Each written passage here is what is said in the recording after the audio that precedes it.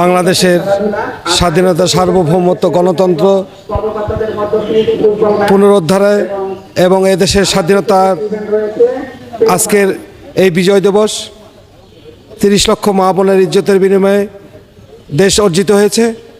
আমরা চাই যে কোনো বিদেশি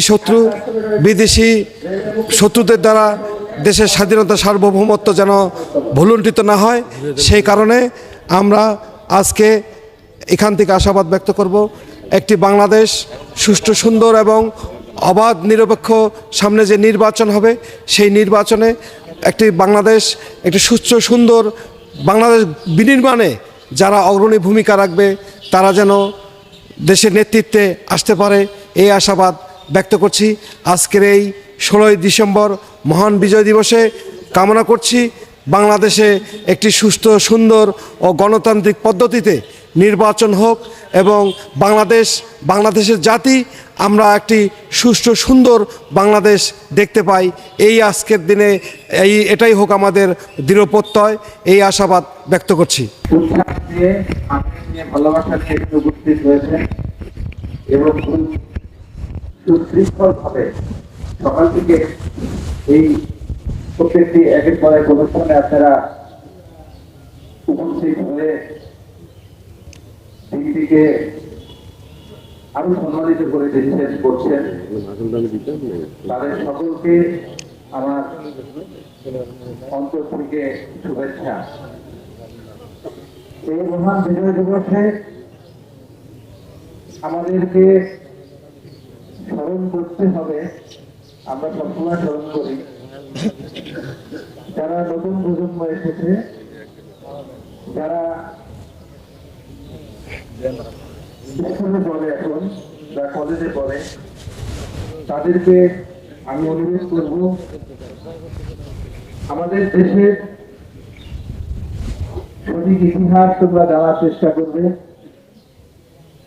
সেই ইতিহাসে তোমরা দেখতে পাবে যাদের অবদান, তারা হচ্ছে মুক্তিযোদ্ধা। যারা বেঁচে আছেন তাদেরকে আমরা দেখতে পাচ্ছি, কিন্তু যারা এই দেশের জন্য 1971 সালে প্রাণ দিয়ে এই পৃথিবীর মায়া ত্যাগ করে চলে গেছে, তাদের ইতিহাসটাও জানতে হবে। এবং এই প্রত্যয়কে সামনে রেখে আমরা আজ 54-55 বছর হয়ে গেছে স্বাধীন হয়েছি, যেখানে সিঙ্গাপুরকে বাতিল ঘোষণা করেছিল একটা ডার্টি স্টেট হিসাবে, ডার্টি একটা প্লেস হিসাবে মালয়েশিয়া। সেই সিঙ্গাপুর কোথায় চলে গেছে আর আমরা কোথায় আছি?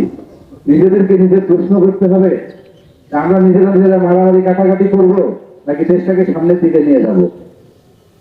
কাঁধে কাঁধ মিলিয়ে একতার বলে বলিয়ান হয়ে এই দেশকে বাংলাদেশ হিসাবে, বাংলাদেশের সঠিক রাস্তায় চলার সেই সামনে যে দুর্গম পথ, সেটা তোমাদেরকে পাড়ি দিতে হবে। সুতরাং এই বিজয় দিবস আমাদের শ্রদ্ধা, এই বিজয় দিবস আমাদের আবেগের, এই বিজয় দিবস আমাদের সব। কিন্তু এই বিজয় দিবসের যে স্পিরিট, এই বিজয় অর্জনের জন্য এক ঝাঁক তরুণ তরুণী, এক ঝাঁক আবাল বৃদ্ধ বনিতা বুলেটের সামনে নিজের জীবনকে পরোয়া না করে কালকে কি হবে, পরবর্তী মুহূর্তে কি হবে, আমি কি পরের দিন আমি আমার প্রিয় পরিবারকে সাথে নিয়ে পরের বিকালের নাস্তা করতে পারবো, আমি কি সকালের নাস্তা করতে পারবো আমার পরিবারের সাথে, আমি কি দুপুরের খাবারটা খেতে পারবো, এটা কিন্তু চিন্তা করে নাই, এক কাপড়ে বেরিয়ে গিয়েছে। সুতরাং তাদের স্পিরিট ছিল এই বাংলাদেশ, তাদের স্বপ্ন ছিল এই বাংলাদেশ। কিন্তু আমরা সেই বাংলাদেশকে চাই না, আমরা নিজেদের মধ্যে মারামারি করছি, নিজেদের মধ্যে হানাহানি করছি, দেশটাকে রসাতলে নিয়ে যাওয়ার চেষ্টা করছি। আমাদের এটা সময়, আমরা কাঁধে কাঁধ মিলাই 24-এর যে জুলাই যোদ্ধারা আমাদেরকে একটা নতুন দেশ উপহার দিয়েছে, এটাকে আমরা বৃথা যেতে না দিই। আমরা সবাই 18 কোটি মানুষ একজনের কাঁধে আর একজন হাত রেখে এই দেশটাকে সিঙ্গাপুর না মালয়েশিয়া না, আমরা বাংলাদেশ করে গড়ে তুলি। আমি মনে করি আপনারা পারবেন, আমরাও পারবো। আমরা আসলে ওল্ড এজ হয়ে গেছি, যারা জেন জি আছে, আলফা আছে, আমার মনে হয় এই দেশকে তারা সেই শিখরে অবশ্যই নিয়ে যাবে এবং তার জন্য অনুপ্রেরণা হচ্ছে এই বিজয় দিবস, এই মুক্তিযোদ্ধা, এই শহীদ পরিবার, এই শহীদরা।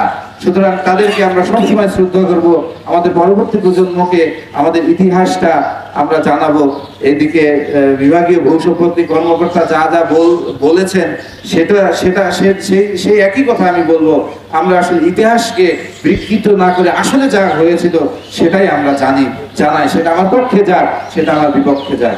আমরা এই দেশকে ভালোবাসি, আমরা এই দেশকে ভালোবাসবো, আমরা এই দেশের জন্য লড়েছি, আমরা এই দেশের জন্য লড়বো, আমরা এই দেশেই মৃত্যুবরণ করব, এই দেশেই থাকবো। এই দেশ থেকে কোথাও আমরা যাব না, এই দেশের বাহিরে আমরা পলাবো না, এই দেশেই আমাদের মাটি হবে ইনশাআল্লাহ। আল্লাহ আমাদেরকে সহায়তা দেবেন যদি আমরা নিজেদেরকে সহায়তা করি। আমরা নিজেদের সাথে মারামারি যদি করি, নিজেদের সাথে কাটাকাটি করি, আমাদের যদি কোনো একতা না থাকে, এই একতা না থাকলে কিছুই করতে পারবো না। আমরা শুধু ইতিহাস ঘাটাঘাটি করে রাতে সুখের সজ্জায় যাব, স্বপ্ন দেখবো, আর সেদিকে সারা বিশ্ব আমাদের প্রতিদিন এক বছর, 2 বছর, 1000 বছর এগিয়ে যাবে। আমরা প্রতিদিন সকালে উঠে সেই আগের স্বপ্নই গুলোই আমরা বলে যাব। এটা আমরা চাই না। আমরা চাই বাংলাদেশ, আমরা সিঙ্গাপুর চাই না, আমরা মালয়েশিয়া চাই না, আমরা বাংলাদেশ চাই। যে বাংলাদেশে মানুষ ভিসা নেওয়ার জন্য লাইনে দাঁড়াবে আমাদের হাই কমিশন গুলো। সবাই ভালো থাকবেন, সবাই দোয়া করবেন, সবাই সবার জন্য দোয়া করেন। আমরা হানাহানি ভুলে যাই, আমরা কাটাকাটি ভুলে যাই, আমরা মারামারি ভুলে যাই, আমরা বাংলাদেশকে গড়ে তুলি। আমরা সবাই বাংলাদেশি, সবাই সবার জন্য দোয়া করবেন। আসছে সামনে ইলেকশন, সবাই সবাইকে আমরা সাহায্য করব। পরাজয়ও একটা জয়, পরাজয়ও একটা জয়, আর সেই জয় না, যেই জয় আমাদের কোনো কাজে আসবে না। সুতরাং আমরা সবাই সবাইকে সাহায্য করব, আমরা সবাই সবার জন্য।